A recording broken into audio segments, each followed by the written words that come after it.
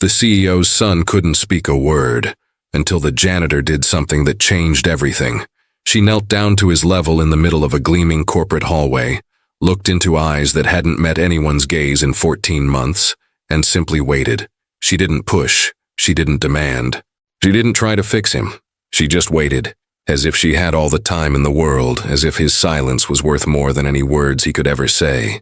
Elara Winters didn't know that this moment, this choice to see a child instead of a problem, to offer patience instead of pity, would unravel a CEO's carefully constructed walls and give a traumatized little boy back his voice. 2 broken hearts, 1 quiet hallway, and a connection that would prove that sometimes the most profound healing comes not from those with the most resources, but from those with the most humanity. Before we dive into this story of unexpected healing and second chances, tell me in the comments where you're listening from. We love seeing how far our stories reach. And if you believe that sometimes the smallest acts of kindness can change entire lives, that family is built not through blood, but through showing up.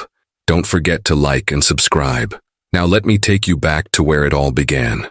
Earlier that morning, Julian Ashford had sat across from his son at the breakfast table in their penthouse overlooking the city. Ethan, 5 years old, dark hair still messy from sleep, solemn brown eyes that used to dance with mischief, had pushed scrambled eggs around his plate without eating, without speaking, without even looking up. 14 months. That's how long it had been since the accident, since the car had hydroplaned on the interstate during a summer storm, since Julian had woken up in a hospital bed with a concussion and 3 broken ribs and a nurse holding his hand too tightly, since he'd learned that his wife, Catherine, hadn't woken up at all, and since Ethan, who'd been strapped in his car seat in the back, who'd seen everything, had stopped speaking entirely. Not a word, not a sound, not even a cry at the funeral when they'd lowered his mother into the ground. The best child psychologists in the state had tried. Dr. Morrison with her play therapy and sandbox and miniature figures, Dr. Chen with his art therapy and watercolors and clay, Dr. Ramirez with her music therapy and drums and xylophones. They used dolls and drawings and songs and games. They were patient and kind and educated and persistent. But Ethan remained locked inside himself, a tiny figure drowning in an ocean of silence and grief that no amount of professional expertise could penetrate. Julian had thrown money at the problem because that's what he knew how to do. He'd built Ashford Technologies from nothing, turned lines of code into a billion-dollar empire of artificial intelligence and automation. He'd negotiated deals that made grown men sweat. He could solve anything with enough resources, enough determination, enough refusal to accept defeat. Except this, except his own son. So on this particular gray Monday morning in late October, Julian did what he always did when he didn't know what else to do. He brought Ethan to work. The drive to Ashford Technologies took 20 minutes through downtown traffic. Ethan sat in his booster seat, staring out the window at the blur of buildings and people and lives that had nothing to do with his small, silent world. Julian glanced at him in the rearview mirror every few seconds, searching for something. A flicker of interest, a ghost of expression, anything that looked like the boy his son used to be. Nothing. They rode the private elevator to the 43rd floor. Executive suite. Corner office with floor-to-ceiling windows and a view that cost more per square foot than most people's homes. Julian had an assistant set up a small table in the corner for Ethan. Crayons, paper, a few quiet toys that never got touched anymore. Mr. Ashford, your 9 o'clock is here, his assistant Rebecca said through the intercom, her voice carefully neutral. She never asked about Ethan anymore. No one did. Give me 5 minutes, Julian said. He knelt down next to his son, who was already sitting cross-legged on the floor, pulling out a pad of drawing paper. Ethan drew obsessively now. Always the same things. Empty houses with dark windows, cars with rain falling, storm clouds that took up half the page. Never people, never smiles. Never the bright, chaotic, joyful drawings of a 5-year-old who still believed the world was good. I have to go into a meeting, buddy, Julian said softly, even though he knew Ethan wouldn't respond. He said it anyway because the therapist said routine and communication mattered, even one-sided communication. Rebecca is right outside if you need anything. I'll be back in an hour, okay? Ethan didn't look up, just selected a gray crayon and began to draw. Julian stood, straightened his tie, and walked into the conference room where 6 people were waiting to discuss quarterly projections and market expansion and things that suddenly felt crushingly meaningless. The meeting dragged. Budget allocations, competitor analysis, proposed acquisition in Singapore that would require 3 weeks of travel. Julian didn't want to commit to, because who would watch Ethan? Who would make sure he ate something? Who would be there if he had one of his nightmares and woke up crying silently in the dark? Mr. Ashford, your thoughts on the timeline? Julian blinked, refocusing on the screen. Push it to Q2, I want more data before we commit. 1 hour became 90 minutes, then 2 hours. An emergency call from their lead developer about a security patch that couldn't wait. When Julian finally emerged from the conference room, Rebecca was standing, her face pale. Mr. Ashford, I'm so sorry. I just stepped away for 2 minutes to use the restroom, and when I came back, Julian's heart stopped. Where is he? I don't know. I've looked in your office, the break room. I was just about to... Julian was already moving, long strides eating up the pristine hallway. His son was 5 years old and nonverbal and traumatized, and alone somewhere in a building with 43 floors and 1,000 employees who wouldn't recognize him, wouldn't know he couldn't ask for help. Ethan, he called, not caring that executives turned to stare. Ethan. He checked his office. Empty. The break room. Empty.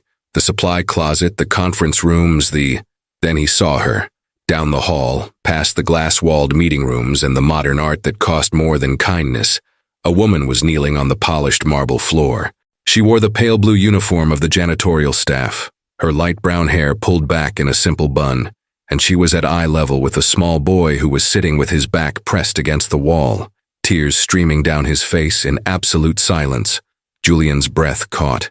Ethan was crying. He hadn't seen his son cry since the funeral.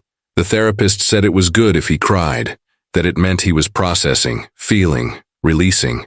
But Ethan had locked everything away so tightly that even tears couldn't escape. Until now. Julian started toward them, then stopped. The woman wasn't touching Ethan, wasn't talking to him. She was just kneeling there on the hard floor in her work uniform, her hands resting gently on her knees, her expression open and patient and infinitely calm. She reached slowly into the pocket of her uniform and pulled out a small square of paper. Origami paper, Julian realized. Pale yellow, like sunshine. She began to fold it. Her movements were precise, practiced, almost meditative. Ethan watched through his tears, his small chest still hitching with silent sobs. The woman didn't look at him directly, just kept folding, corner to corner, edge to edge, crease and smooth, crease and smooth. Slowly, Ethan's crying quieted. His eyes followed her hands. She finished the folds and held up a tiny paper horse no bigger than her thumb. It had a flowing mane and 4 delicate legs, and something about it was so simple and perfect that it made Julian's throat tight. The woman set the horse gently on the floor between them, not in Ethan's hands. Not pushed toward him, just placed in the neutral space where he could take it if he wanted, ignore it if he didn't. For a long moment nothing happened. Then Ethan's small hand reached out. His fingers closed around the paper horse. He brought it close to his face, studying it with an intensity that Julian recognized. His son examining something with the focus he used to give to everything before the world taught him that paying attention hurt too much. And then Ethan looked up, directly at the woman, met her eyes. Julian's breath stopped. Ethan hadn't made eye contact with anyone in 14 months. Not with Julian, not with the therapists, not with his grandmother or his teachers or anyone who tried to reach him. But he looked at this stranger. This woman in a janitor's uniform kneeling on a corporate hallway floor. She smiled at him. Not a big smile, not an intrusive one, just a small, gentle curve of her lips that said, I see you, and you're safe, and I'm not going anywhere. Julian must have made a sound because suddenly the woman looked up, saw him standing there. Her eyes widened slightly. Surprise. And something else. Embarrassment, maybe. She rose quickly to her feet, brushing off her knees. I'm so sorry, Mr. Ashford, she said, her voice low and melodic. I didn't mean to. I was cleaning the glass and I heard him and I just thought, I'm sorry, I should have called someone, I shouldn't have. No, Julian said, and his voice came out rougher than he intended. He cleared his throat. No, you didn't. Thank you. Thank you for staying with him.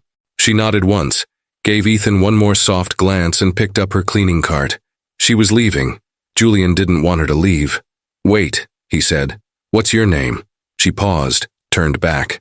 Her eyes were hazel, he noticed, warm and deep and carrying their own private sadness. "Elara," she said quietly. "Elara Winters." "Thank you, Elara." She nodded again and walked away, the wheels of her cart making soft sounds against the floor. Julian looked down at his son. Ethan was still sitting against the wall, but he was holding the paper horse carefully in both hands, and for the first time in what felt like forever, there was something in his expression that wasn't emptiness. Interest, curiosity, the faintest beginning of something that might someday be hope.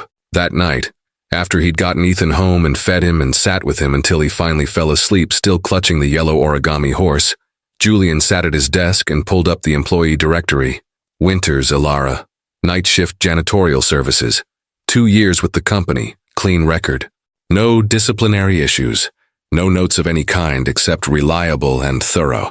He stared at her employee photo, a standard ID badge shot where she wasn't quite smiling but her eyes were kind, and wondered who she was, why she knew origami, why she'd stopped to sit with a crying child when most people would have called security or walked past or done anything except simply be present.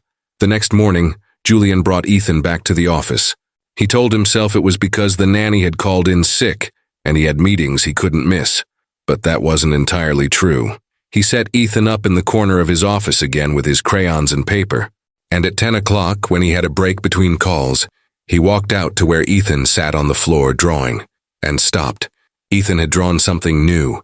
The paper showed his usual gray sky and empty house, but in the corner, carefully colored in bright yellow, was a small horse. The first color his son had used in over a year. Julian sank down slowly to sit beside him, careful not to intrude, and for the first time since Catherine died, he felt something crack open in his chest that wasn't just grief. It was hope. Julian Ashford was not a man who believed in fate. He believed in data, in strategy, in calculated risks that could be modeled and predicted. But over the next 3 weeks, he found himself doing something he couldn't quite explain with logic. He started staying late at the office. Not every night. That would be obvious, desperate. But 2-3 times a week, he'd find reasons to work past 7 o'clock. A proposal that needed reviewing. A call with the Singapore team that couldn't wait. Budget projections that required his personal attention.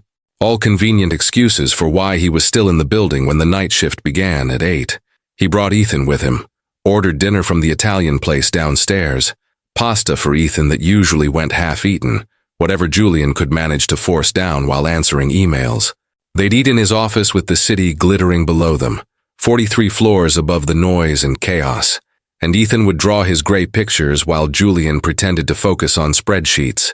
But really, he was watching the clock, waiting for the soft sound of wheels on marble, the quiet swish of a mop, the gentle presence of a woman who'd shown his son more compassion in 5 minutes than most people had managed in 14 months. The first time he saw Elara again, she was cleaning the glass walls of the conference room across from his office. She moved efficiently, methodically, her motions practiced and sure. She wore earbuds tucked under her hair, and Julian wondered what she listened to. Music? Podcasts? Audiobooks to make the hours pass faster? He stood at his office door, not quite stepping out, not quite staying hidden. Ethan noticed first. He looked up from his drawing, followed his father's gaze, and something shifted in his small face. Recognition. And then he did something Julian hadn't seen in so long he'd almost forgotten what it looked like. Ethan smiled. It was small, tentative, the kind of smile that was almost afraid of itself. But it was real. Elara finished with the glass and turned to move her cart. That's when she saw them. Her eyes met Julian's first, a flicker of surprise, then dropped to Ethan, and her entire expression softened into something warm and gentle. She raised one hand in a small wave, not overly enthusiastic, not performative, just a simple acknowledgement that said, "I remember you." Ethan lifted his hand and waved back. Julian felt something in his chest twist so hard he had to look away. "Would you like to say hello?" He asked his son quietly, knowing he wouldn't answer but asking anyway because the therapist said engagement mattered even without response. Ethan looked up at him, then back at Elara. Then he stood, carefully setting down his crayon, and walked toward his office door. Julian followed, his pulse doing something strange and unfamiliar. Elara had paused by her cart, waiting, giving Ethan space to approach at his own pace. She knelt down as he got closer, making herself smaller, less threatening. Julian noticed she did it naturally, without thought, as if meeting children at their level was simply what you did. "Hi there," she said softly. "I'm glad to see you again. How are you doing?" Ethan didn't answer, but he reached into his pocket and pulled out the yellow origami horse, now slightly crumpled from being carried everywhere. He held it up to show her. Elara's face lit up. "You kept it. I'm so happy. Do you like horses?" Ethan nodded. One small, definite movement. Julian's breath caught. Ethan had responded, not with words, but with intentional communication, with acknowledgement that someone had asked him a question and deserved an answer. "I have more paper," Elara said, pulling a small Ziploc bag from her uniform pocket. "Different colors. Would you like to learn how to make one yourself?" Ethan looked at the bag of origami paper, like it held treasures beyond measure. He glanced back at his father. "Go ahead, buddy," Julian said, his voice rougher than he intended. "If Miss Elara has time." "I have a break coming up," Elara said, checking her watch. 15 minutes. We could sit in the break room if that's okay." 10 minutes later, Julian found himself sitting at a small table in the employee break room on the 43rd floor, watching a janitor teach his son how to fold paper. Elara's hands moved slowly, deliberately, showing each step before moving to the next. "See how we fold corner to corner? Like we're making a triangle, just like that. You're doing great." Ethan's small fingers struggled with the creases. His paper horse looked lumpy, uneven, nothing like Elara's perfect creation, but he kept trying, his tongue poking out slightly in concentration the way it used to when he was building block towers or working on puzzles. Before, when he was still the boy who laughed and asked endless questions and believed his parents could protect him from everything.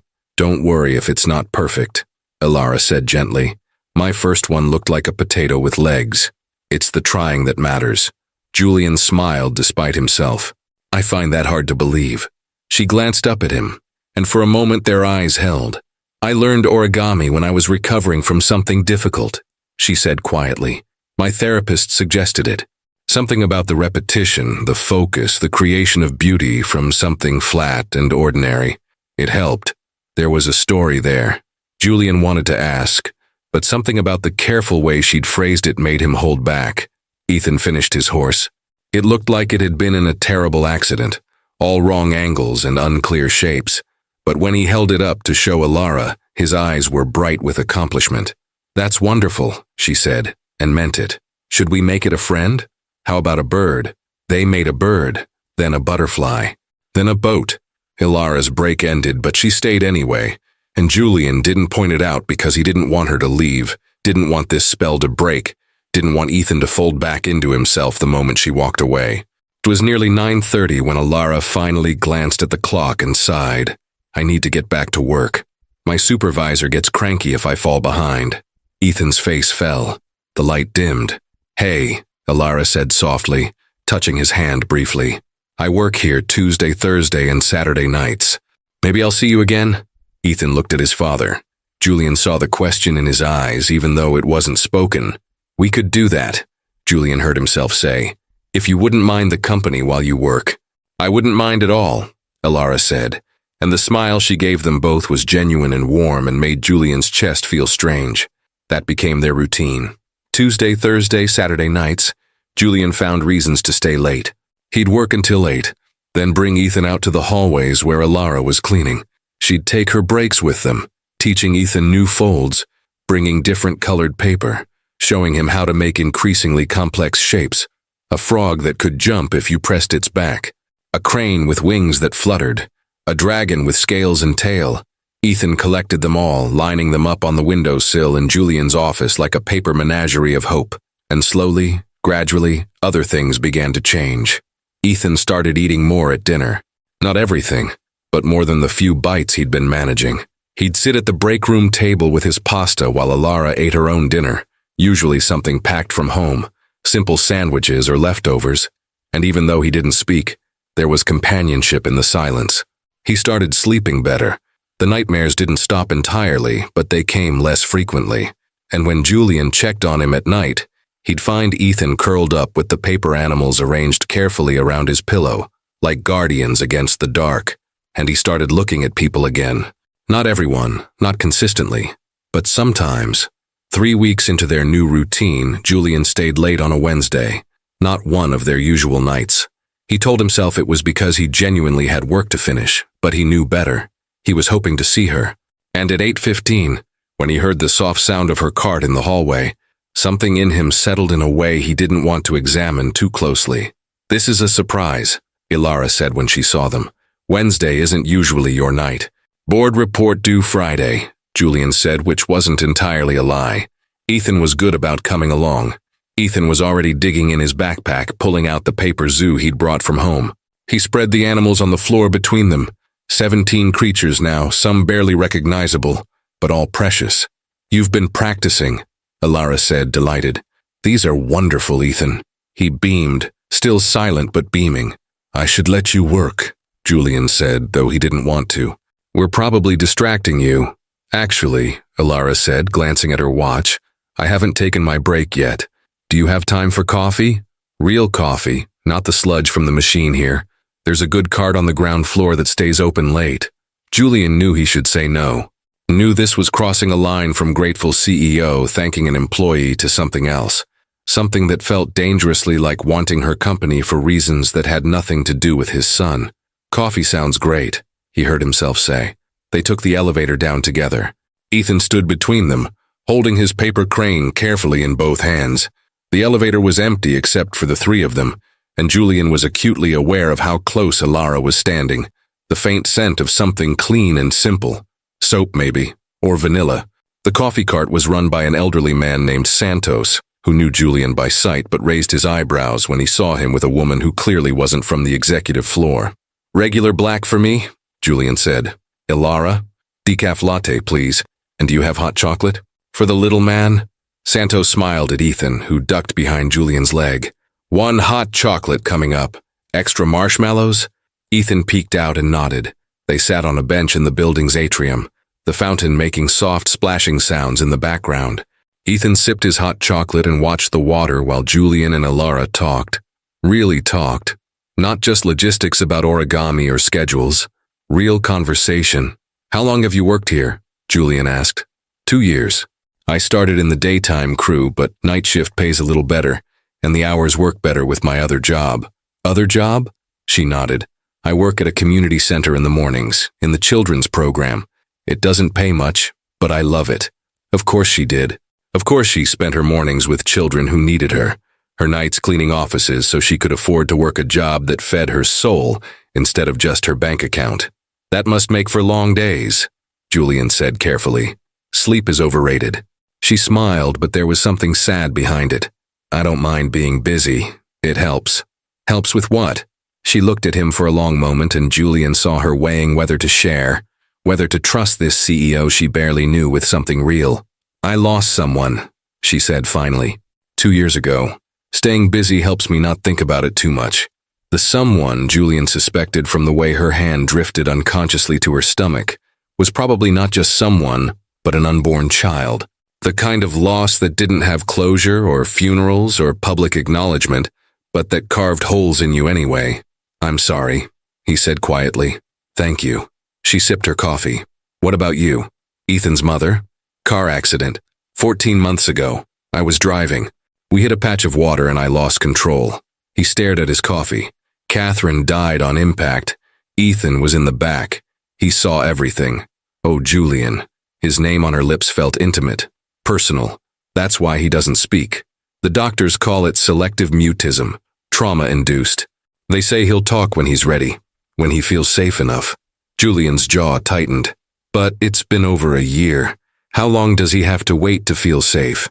"As long as he needs to," Elara said gently. "Grief doesn't follow timelines. Neither does healing. You sound like the therapists." "I'm like the therapists. I spent 8 months in therapy after I lost my baby." She said it plainly, without drama, but Julian saw the cost in her eyes. 7 months pregnant, stillborn. They never figured out why. Sometimes there's no why. Sometimes terrible things just happen and we have to figure out how to keep breathing anyway. Julian reached out without thinking and covered her hand with his. I'm so sorry, Elara. She looked at their hands, then up at him, and something passed between them. Recognition, maybe. The knowledge that they were both carrying weight that no one else could see, that they were both still learning how to stand upright under it. We're quite a pair, she said softly. The CEO and the janitor, both broken in ways that don't show. You're not broken, Julian said fiercely. But he didn't get to finish because Ethan suddenly made a sound. A small, happy laugh. They both turned. Ethan was watching the fountain where the lights had shifted to blue and green, creating patterns in the water. And he was laughing. Not hysterically, not loudly, but unmistakably, genuinely laughing. Julian felt his eyes burn. He looked at Elara and saw her crying too, smiling and crying at the same time. When was the last time? She started. 14 months, Julian said hoarsely. 14 months since I heard him laugh. Elara squeezed his hand. They sat there on the bench, connected by touch and grief in this small, miraculous sound of a child remembering joy. After that night, something shifted between them. The boundaries became blurrier. Julian found himself texting her during the day, just to check if she was working that night, he told himself. Just to see if she'd be around. She always answered, sometimes with logistics, sometimes with photos of origami she'd made during her morning shift at the community center. Once with a picture of a child's drawing that said, Miss Elara is the best in crayon. Seems like you have some competition for her affection, Julian's assistant Rebecca noted one afternoon, catching him smiling at his phone. He locked the screen quickly. I don't know what you mean. Rebecca raised an eyebrow. Mr. Ashford, I've worked for you for 6 years. I've never seen you smile at your phone. Whatever's happening, whoever she is, I approve. But it wasn't that simple. Because Elara wasn't whoever. She was an employee. Someone who reported to a different chain of command, but who was still, technically, working for his company. And he was the CEO. The power dynamic alone made anything between them complicated at best, inappropriate at worst. Except it didn't feel inappropriate when they sat together in the break room at night, watching Ethan create paper worlds. Didn't feel complicated when she told him about her day, and he told her about his, and somehow they'd talk, until her shift was nearly over and he'd lost track of time completely. It felt right. It felt like the first right thing in Julian's life since the accident. 5 weeks into their routine, Julian made a decision. I'd like to offer you a different position, he said one Thursday night. They were in his office, Ethan asleep on the small sofa Julian had brought in. It was nearly midnight. Working with Ethan, officially, as his companion, nanny, don't know the right word, but someone who could be with him during the day, help him, the way you've been helping him. Elara set down the crane she'd been folding. Julian, I can't accept that. Why not? I'd pay you properly, more than you're making now in both jobs combined. Benefits, health insurance, retirement. It's not about the money. Then what is it about? She looked at him steadily. It's about the fact that if you're paying me, if I'm an employee, then this, she gestured between them. Whatever this is becoming, it can't happen. I won't be the employee who sleeps her way into a better position. Julian felt like he'd been slapped. That's not what I'm suggesting. That's not what this is. Isn't it? How would anyone else see it? How would your board see it? The CEO hires the night janitor to care for his son and suddenly they're, what? Dating in love? She shook her head. I can't do that to you, or to Ethan, or to myself. So what do you suggest? Julian asked, frustration bleeding into his voice. We just keep meeting in hallways and break rooms and pretending this is normal? That I'm not… He stopped himself. Not what? That I'm not falling for you, he said quietly. That I don't think about you constantly. That I don't want to give you everything you deserve and more. Elara's breath caught. For a long moment she just looked at him, her eyes bright with tears she wouldn't let fall. You barely know me, she whispered. I know you kneel down for crying children. I know you make beauty from paper. I know you work 2 jobs because one of them feeds your soul, even though it doesn't feed your bank account. I know my son trusts you more than he's trusted anyone since his mother died. I know you understand grief because you've walked through your own. And I know that when you smile at me, I feel like I might actually survive this after all. Julian, I'm not asking you to decide anything tonight. I'm just asking you to think about it, about letting me help you, about letting us be something more than ships passing in hallways. Elara stood, wrapped her arms around herself. I need to finish my shift. Elara, please. I'll think about it, she said, meeting his eyes. I promise I'll think about it. But Julian, you need to understand. I'm terrified. I'm terrified that if I let myself need this, need you, need him, she glanced at sleeping Ethan, it will get taken away. Because that's what happens. You love things and they die. She left before he could respond, and Julian stood there in his office with his sleeping son, and the paper animals scattered across his desk, and the certain terrifying knowledge that he was in love with a woman who was too afraid of loss to let herself be loved. 3 days later, on Sunday morning, Julian's doorbell rang. He answered it in sweatpants and an old t-shirt, Ethan beside him in dinosaur pajamas, both of them having a rare lazy morning at home. Elara stood on his doorstep with a bag of bagels and a nervous smile. Hi, she said. I thought about it, and I'd like to take the job, if the offer still stands, but… She held up a hand. We need boundaries, professional boundaries. I work with Ethan, I care about him, and I care about you, but we don't. We don't do whatever we're thinking about doing until I'm not your employee anymore. If we're going to be something, it has to be equal. It has to be right. Julian wanted to argue, wanted to pull her close and kiss her right there on his doorstep with his son watching, and the whole world as witness. But she was right, and he respected her for it. Deal, he said, extending his hand formally. Welcome to the chaos, Miss Winters. She shook his hand, smiling. Glad to be here, Mr. Ashford. Ethan tugged on Julian's shirt, looked at Elara, then back at his father with a question in his eyes. Yes, buddy, Julian said softly. Elara's going to be around a lot more now, every day if she wants to be. Ethan ran to her, wrapped his arms around her waist, squeezed tight, and over his head, Elara's eyes met Julian's, shining with tears and hope and the terrifying possibility that broken people could maybe, possibly, find a way to heal each other after all. For 6 weeks, it worked. Elara arrived at Julian's penthouse every morning at 8. She'd make breakfast while he got ready for work. Real breakfast, not the cold cereal or toast that had been their standard. Scrambled eggs with cheese, pancakes shaped like animals, oatmeal with berries arranged in smiley faces. Ethan ate, not everything, but more than before. And he smiled while doing it. Julian would leave for the office while Elara took Ethan to the park, the children's museum, the library. She read to him for hours, doing different voices for different characters. She taught him more origami, complex designs now, flowers and boxes and elaborate cranes with dozens of folds. And slowly, week by week, Ethan began to emerge from his shell. He still didn't speak, but he hummed sometimes. He laughed more often. He made eye contact naturally now, reaching for Elara's hand when they crossed streets, climbing into her lap during story time, resting his head on her shoulder when he was tired. Julian came home earlier than he had in years. By 5:30 most days, walking through his door to find Elara and Ethan coloring at the kitchen table, or building elaborate block towers or playing some game where the rules changed every 3 minutes, and Ethan's silent laughter filled the space where words should be.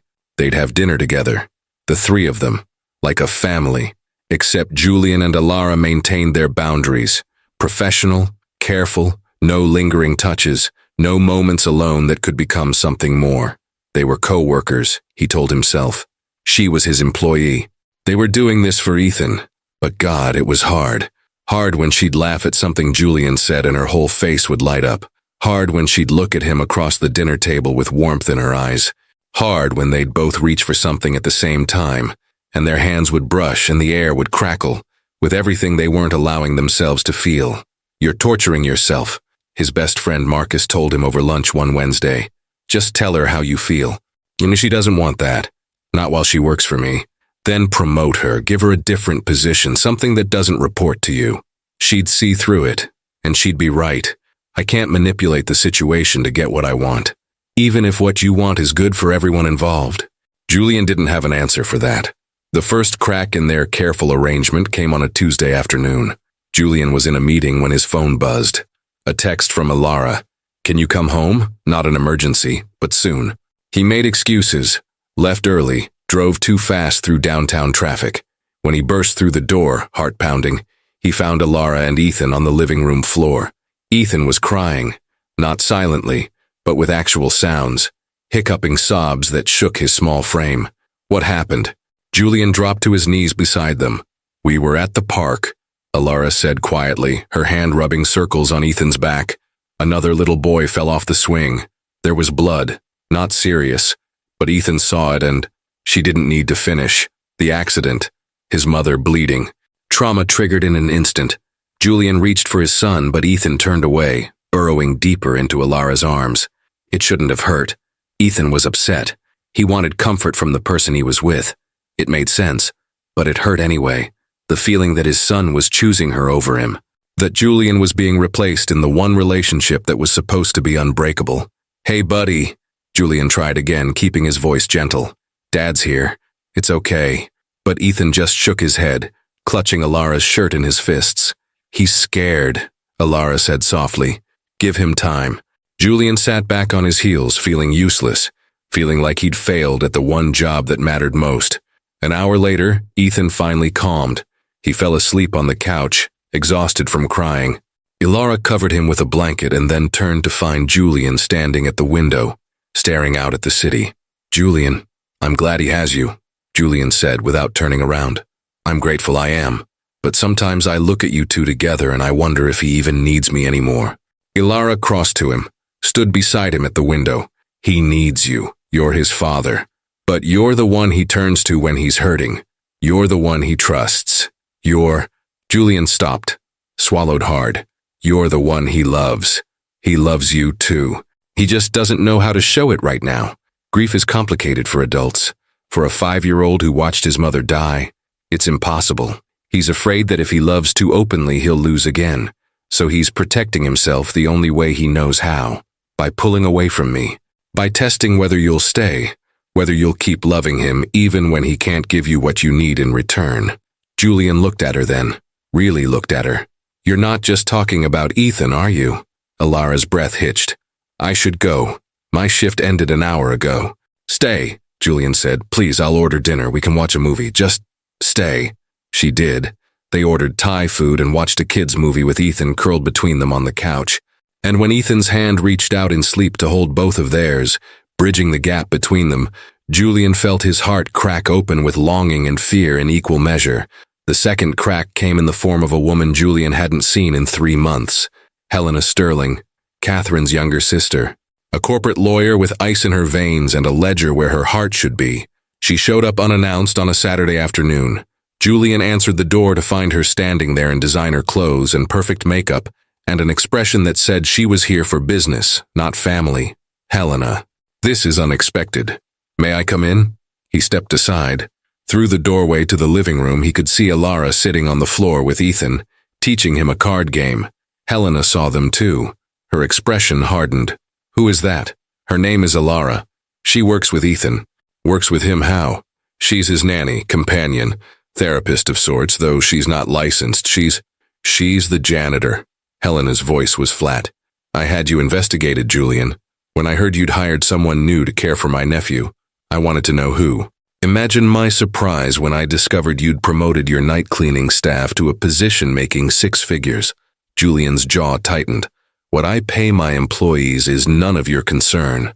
It is when you're clearly using your son to justify an inappropriate relationship. There is no relationship. She works for me, that's all. Helena looked at him like he was a child telling obvious lies. I can see the way you look at her, and I can see the way Ethan has attached to her.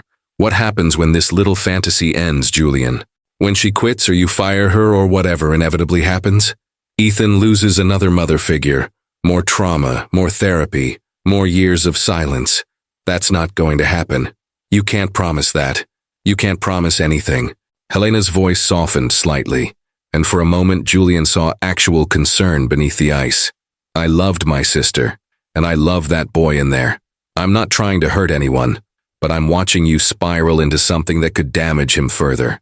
Someone needs to protect Ethan's interests. If you won't, I will. She left without saying goodbye to her nephew. Julian stood in the hallway, a cold weight settling in his chest. That evening, after Elara had gone home and Ethan was in bed, Julian sat in his home office and did what he always did when he didn't know how to feel his feelings. He worked, except he couldn't focus. Helena's words kept circling. Using your son to justify an inappropriate relationship. More trauma. Someone needs to protect Ethan's interests. Was she right? Was he being selfish? Had he let his loneliness and his attraction to Elara cloud his judgment about what was best for his son? The questions ate at him all week. He started pulling back, not dramatically, just small shifts. Coming home a little later, spending more time in his office, putting distance between himself and the domestic fantasy he'd been living. Elara noticed. Of course she noticed. Did I do something wrong? She asked on Thursday evening.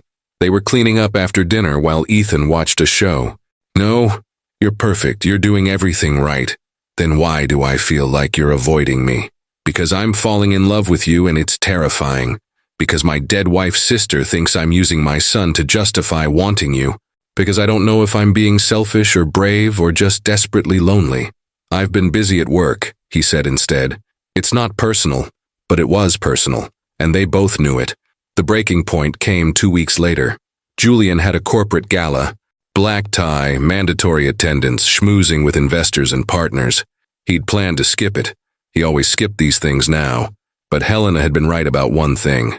People were talking, wondering where he was, if he was okay, if Ashford Technologies' CEO was stable enough to lead. So he went. And Helena was there, looking triumphant with a beautiful woman at her side. Julian, you remember Victoria Chen? You met at Catherine's funeral. She's recently moved back from New York. Investment banking. Victoria was polished and intelligent, and exactly the kind of woman who made sense on Julian Ashford's arm. She was appropriate, safe, from his world. They talked about market trends and portfolio diversification, and all the things that used to interest him. She was charming, accomplished. And when she touched his arm while laughing at his joke, it felt like nothing at all, because she wasn't Elara. Meanwhile, back at the penthouse, Ethan was having another nightmare. Elara had stayed late because Julian wasn't home yet. She was reading on the couch when she heard the cry from Ethan's room. Not silent tears, actual screaming. She ran.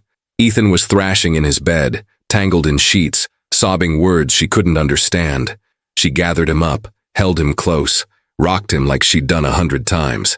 Shh, baby. You're safe. I've got you. You're safe. But this time was different.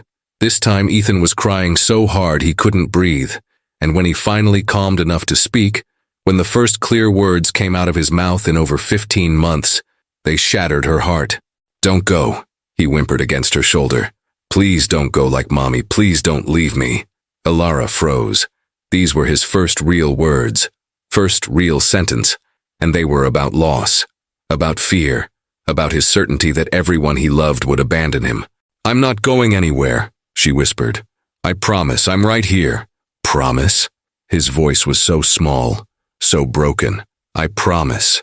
But even as she said it, even as she held him and stroked his hair and whispered reassurances, Elara felt the weight of what she'd done.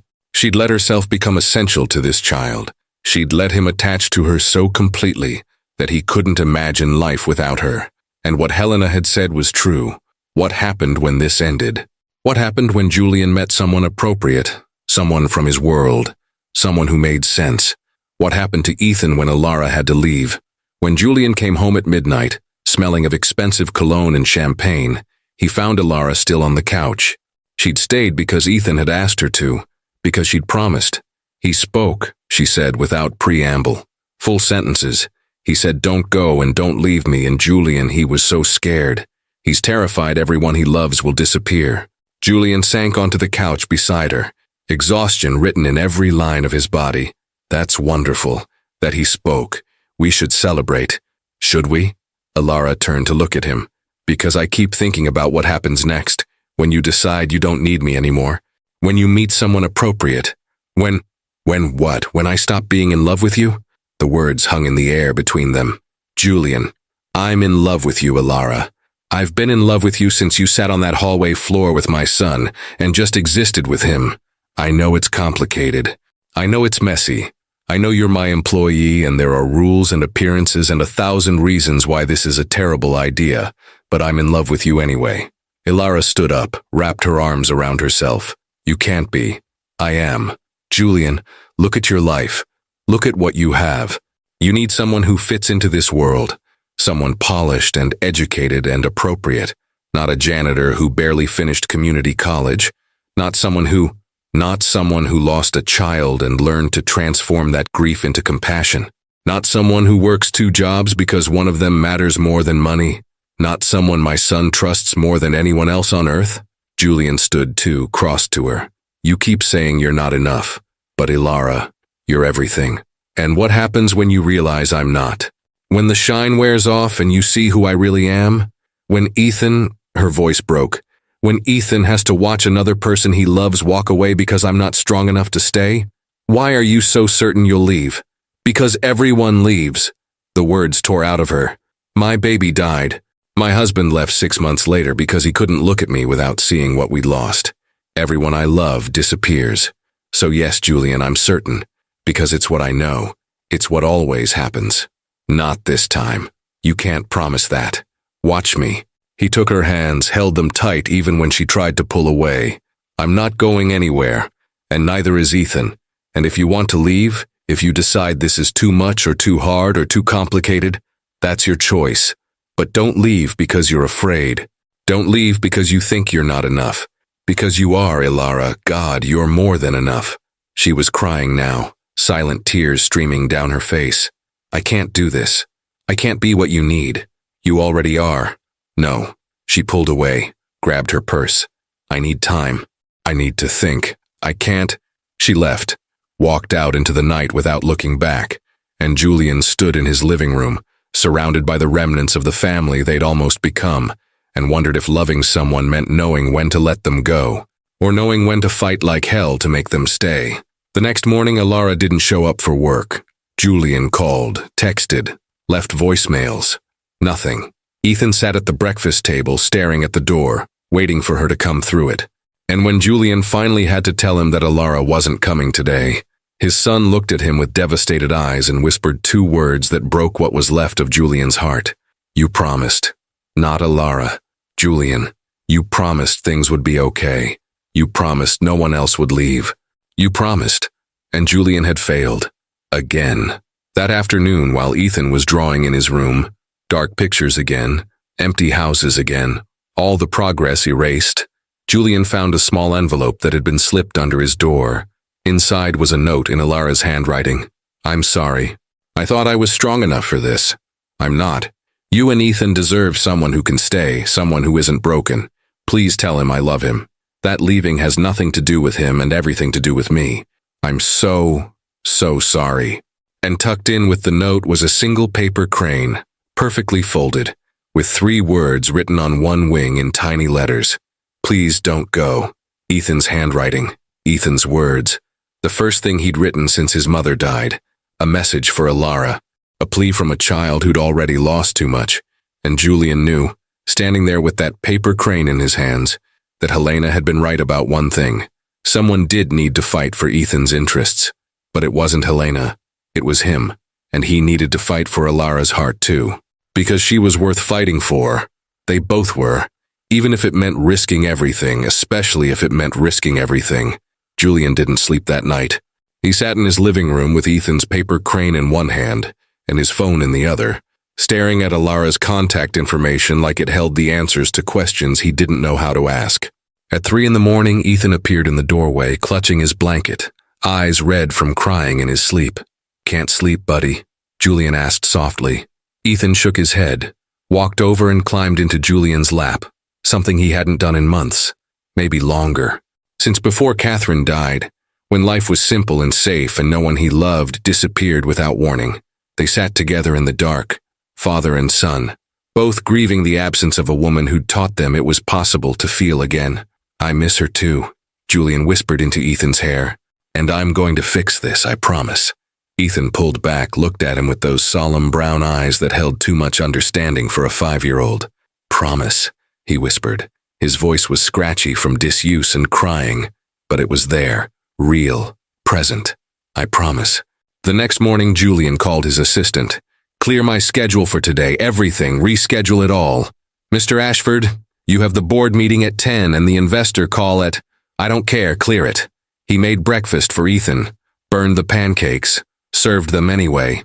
They ate together in silence, Ethan pushing the charred edges around his plate, Julian pretending his coffee was drinkable. "We're going on an adventure today," Julian said. "You and me. We're going to find Elara." Ethan's head snapped up. Hope flared in his eyes so bright it hurt to look at. "Really? Really. But first I need your help with something." 20 minutes later they were sitting at the kitchen table surrounded by origami paper. Every color Elara had ever brought.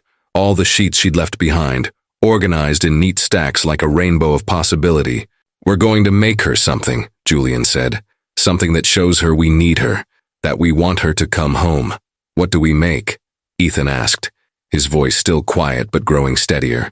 Julian thought about all the things Elara had taught them. Horses for strength, birds for freedom, cranes for peace, butterflies for transformation. "Hearts," he said. "We're going to make her hearts. Lots of them." They folded for hours. Julian's hearts were clumsy, misshapen, nothing like Elara's perfect creations. But he kept trying, remembering what she'd said. It's the trying that matters. Ethan's were better. His small fingers remembered the patterns she'd taught him, crease and smooth, corner to corner, creating something beautiful from something ordinary. By noon, they had 17 hearts in various sizes and colors scattered across the table. "Now what?" Ethan asked. "Now we write on them. Everything we want to tell her." They wrote, Ethan in his careful 5-year-old printing, Julian in his businessman's scrawl that he'd never thought about until now, until he was trying to express feelings that didn't fit in quarterly reports or budget projections. "Thank you for teaching me patience. You make the best pancakes. I like when you sing. You're not broken, you're brave. Please come back. We love you." When they finished, Julian carefully placed all 17 hearts in a box lined with tissue paper. Then he looked at his son. "Ready?" Ethan nodded, determination written in every line of his small face. They went to Elara's apartment first, the building in the older part of town where the paint was peeling and the elevator rattled and everything spoke of people working hard just to stay afloat. Julian knocked. No answer. He knocked again. Still nothing. The elderly neighbor from across the hall opened her door, the same woman who'd told him about Elara crying. She looked at him with something between pity and approval. "She's not here," the woman said. "Left early this morning. Looked like she'd been up all night crying too, poor thing. Do you know where she went? Where she always goes when she's hurting. The community center, with the children." Julian should have known.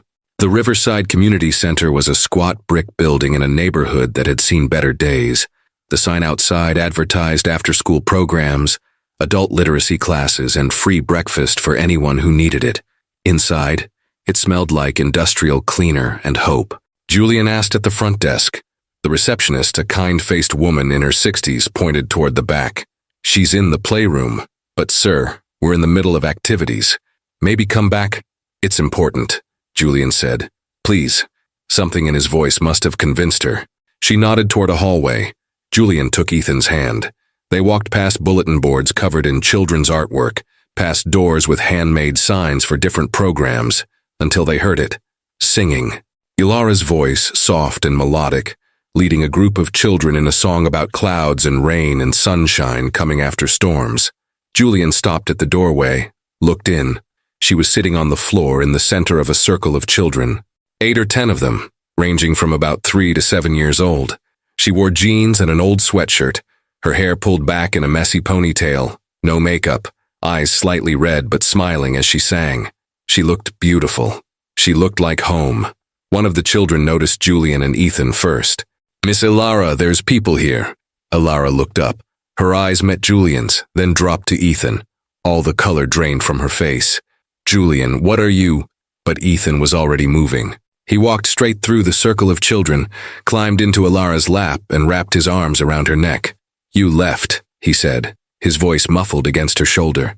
"You promised you wouldn't leave." Elara's arms came around him automatically, her eyes squeezing shut against tears. "I'm sorry. I'm so sorry, sweetheart. Daddy said we could come find you. He said we could bring you home." Julian knelt down at the edge of the circle, aware of all the little eyes watching this drama unfold. He set the box of origami hearts on the floor between them. "We made you something," he said quietly. "Ethan and I, we wanted you to know." He opened the box. The hearts spilled out across the floor. 17 paper hearts in rainbow colors, each one inscribed with words that didn't fit anywhere else, words that only mattered here, now, with this woman who'd taught them both how to fold broken things into beauty. Elara picked one up, read it, picked up another. Her hands were shaking. Julian, let me say this, please, before you decide. He was still kneeling on the floor in his expensive suit, surrounded by children and paper hearts and the wreckage of his carefully constructed walls. You said everyone leaves, that everyone you love disappears, and you're right. Sometimes they do. Catherine left. Not because she wanted to, but she left, and your baby left, and your husband left. And I understand why you're terrified to let yourself love again, why you'd rather leave first than risk being left. One of the children whispered, "This is better than TV." An older kid shushed them. Julian continued, "But Elara, some people stay. Some people dig in and refuse to move even when things get hard. My parents stayed together 43 years until my mother died. Your neighbor across the hall has lived in that building for 30 years. And I'm staying, right here, right now. I'm not going anywhere. You don't know that. You can't. I can. Because I choose to. Every single day I'm choosing to stay. I'm choosing you. And Ethan is choosing you. Not because you're convenient or helpful or good at origami. Because you're you. Because you see us. Really see us, all the broken parts and the grieving parts and the parts that are slowly learning to be okay again." Elara was crying now, tears streaming freely while Ethan held onto her like an anchor. "I don't fit in your world," she whispered. "Then we'll build a new world. One that fits all of us. Your sister-in-law hates me. Helena was wrong. She called yesterday to apologize, said she'd been so focused on protecting Catherine's memory that she forgot Ethan needs a future more than a shrine to the past. I'm scared. I know. I'm scared too. I'm terrified. But I'd rather be terrified with you than safe and alone. And I think you feel the same way." Elara looked down at Ethan in her arms, then at the hearts scattered around them, then at Julian, who was still kneeling on the floor of a community center playroom, putting everything on the line for a woman who cleaned buildings and loved children and carried grief like a stone in her chest. "What if I mess this up?" she asked. "What if I'm not good enough? Then we'll mess it up together and we'll figure it out. That's what families do." "Families?" Julian reached out, took her hand. "Marry me. Not right away. Not until you're ready. But eventually. Someday. When you believe that I mean it when I say I'm staying. Marry me. And help me raise this amazing kid who loves you more than anyone except maybe me. Marry me and teach me how to make things beautiful again. Marry me because life is short and grief is real and love is the only thing that makes any of it bearable." The children were dead silent now, every eye riveted on this real-life fairy tale unfolding in their playroom. Elara laughed through her tears. "You're proposing to me in front of a dozen witnesses who are supposed to be learning their colors. I'm proposing to you in front of a dozen witnesses so you can't claim later that you imagined it. So you have proof. So you know this is real." She looked at him for a long moment. Julian could see her weighing it, measuring the risk against the reward, deciding whether to be brave. Then Ethan, still in her arms, pulled back to look at her face. "Please say yes," he whispered. "I want you to be my mom, my new mom. Not instead of my first mom, but also my mom. Is that okay?" Elara's face crumpled. She cupped his face in her hands. "That's more than okay, sweetheart. That's everything." "So yes," Ethan pressed. Elara looked from him to Julian. "You promise you'll stay? Both of you? Even when I'm difficult and scared and probably going to therapy for years?" "We promise," Julian and Ethan said in unison. "Then yes." She was laughing and crying at the same time. "Yes to everything. To staying, to trying, to building a family out of broken pieces. Yes." The children erupted in cheers. One of them started clapping. Others joined in. Within seconds, the entire playroom was applauding like they'd witnessed the greatest performance of their lives. Julian pulled Elara and Ethan both into his arms. They held each other on the floor of a community center surrounded by paper hearts and sticky-fingered children, and the beginning of something new. "We should probably take this somewhere more private," Elara said eventually, laughing. "Probably," Julian agreed, but he didn't move. None of them did. One of the children picked up a paper heart. "Miss Elara, what does this one say?" Elara took it, read it aloud. "You taught me that broken things can still be beautiful. That's so cool, the child breathed. Yeah, Elara said softly, looking at Julian. It really is. They gathered up the hearts, said goodbye to the children who made Elara promise to come back next week, walked out into the late afternoon sunshine that suddenly felt warmer than it had in months. In the parking lot, Julian stopped beside his car. Get in. Let me take you home. Elara smiled, remembering those same words from another time, another version of them. I don't have anything to pack from my apartment. I meant our home, Julian said. Yours and mine and Ethan's, where you've always belonged. She took his hand. Ethan took her other hand. They stood there for a moment, the three of them, connected by touch and choice and the brave decision to risk loving again. Okay, Elara said. Take me home. 6 months later, on a Saturday morning that smelled like coffee and pancakes that only burned a little bit, Elara sat at the kitchen table helping Ethan with a school assignment. Write about your family, the worksheet said. Ethan chewed on his pencil, thinking. Then he started writing in his careful first-grade printing, occasionally asking Elara how to spell something. She wore a simple silver ring on her left hand now. Not an engagement ring. Julian had given her that 3 months ago, had taken her to the cemetery where Catherine was buried, and asked permission from a gravestone before he'd asked Elara. She'd said yes again, this time without fear. The wedding was planned for summer. Small, just family and close friends. Ethan would carry the rings. Done, Ethan announced, pushing the paper toward Elara. She read it, her eyes filling with tears. What's wrong? Julian asked, coming over with his terrible coffee. He'd gotten better at cooking, but coffee still defeated him. Nothing's wrong. Everything's perfect. She handed him the paper. Julian read, My family is special. My daddy is a CEO, but he can't make pancakes or coffee. My mama Elara knows origami and taught me that being quiet is okay, but talking is okay too. We have paper animals all over our house. My first mama died and I was very sad, but my second mama helped me be not as sad. You can love two mamas. They don't replace each other. They make your heart bigger. My daddy says families are made by people who choose to stay. We chose each other. That's why we're special. Julian had to set down his coffee cup because his hands were shaking. This is going on the fridge, he said roughly. Forever.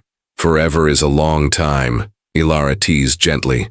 Not long enough, Julian said, kissing her temple. Ethan jumped down from his chair. Can we make more origami? I want to teach kids at school.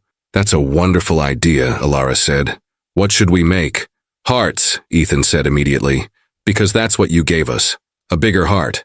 Later, after Ethan was occupied with paper and Elara and Julian sat together on the couch, she leaned into him and sighed contentedly. You know what's funny? She said. What? I spent 2 years cleaning buildings at night, walking through offices where important people made important decisions. I was invisible. Just the janitor. Someone who emptied trash and mopped floors and didn't matter. You always mattered. Maybe. But I didn't feel like I did. And then one day, I found a crying child in a hallway. And I sat with him. That's all, I just sat with him. And somehow that one small act changed everything. It wasn't small, Julian said. It was everything. You saw him when everyone else just saw a problem to solve. You gave him patience when everyone else wanted results. I loved him, Elara finished. Before I knew I should, before it was appropriate or smart or safe. I just loved him. And now?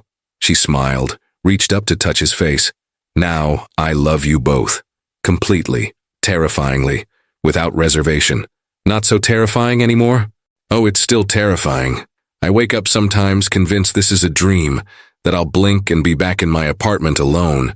But then you're there, and Ethan's there. And I remember that sometimes broken people find each other and build something beautiful. From the kitchen, Ethan called out, Mama, Daddy, come look, I made a dragon. They went. Because that's what you did in families. You showed up. You paid attention. You celebrated dragons made of paper and dreams made of courage. And that night, after Ethan was asleep and Julian and Elara stood in the doorway watching him breathe peacefully, surrounded by his paper menagerie of hope, Julian pulled her close. Thank you, he whispered. For what? For taking a chance on us. For staying even when you were scared. For teaching us how to fold broken things into beauty. Elara turned in his arms, looked up at him with those hazel eyes that had first caught him when they were filled with sadness and now held joy. "Thank you for finding me," she said, "for seeing me when I was invisible, for loving me when I thought I was unlovable, for giving me a family when I thought I'd lost my chance." They kissed, soft and sweet and full of promise. The promise of messy mornings and difficult conversations and therapy appointments and paper scattered on every surface. The promise of showing up, of staying, of choosing each other every single day. In his room, Ethan stirred in his sleep and smiled, dreaming of dragons and hearts and a mama who kept her promises. And in the hallway of Ashford Technology's 43rd floor, where a broken boy and a heartbroken woman had first found each other, the glass walls reflected nothing but empty offices. The magic had moved.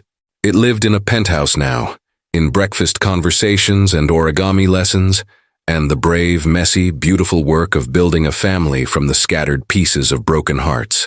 It lived in love that stayed.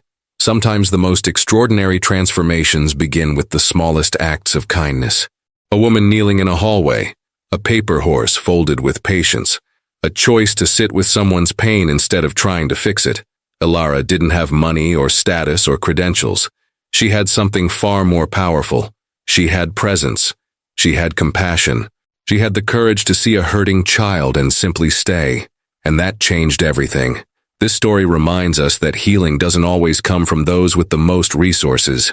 Sometimes it comes from those with the most heart.